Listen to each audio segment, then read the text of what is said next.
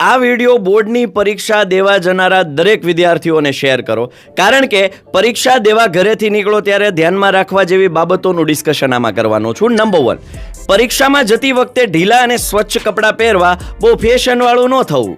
Number 2, 2 થી 3 ball pen ઘાટી શાહીવાળી છે કે કેમ તે ચેક કરી લેવું.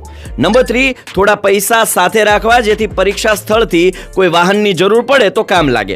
નંબર 4, કંપાસ બોક્સ, ફૂટપટ્ટી, પેન્સિલ, રબર કે દરેક વસ્તુ કે જે પરીક્ષામાં કામ લાગશે એ તપાસી લો. નંબર 5, ઘરનું સરનામું અને ફોન નંબર ખિસ્સામાં રાખવા. નંબર 6, ચશ્મા વગર વાંચી શકતા ન હોય તો તે ચશ્મા સાથે રાખવાનું ભૂલવાનું નથી. નંબર 7, તમે જે સેન્ટર પર પરીક્ષા આપવા જાઓ છો તેનું સરનામું, ફોન નંબર પણ સાથે રાખવા અને પરીક્ષા કેન્દ્રની નજીક કોઈ સગાવાલા કે મિત્રો રહેતા હોય તો તેનું સરનામું પણ સાથે રાખવું. નંબર 8, પરીક્ષાની રિસિપ્ટ ખાસ તપાસો તથા 1 ગ્લાસ થોડી વધારે ખાંડવાળું શરબત કે ચા પીને નીકળવું, જેથી કરીને મગજની કાર્યક્ષમતા વધી જાય.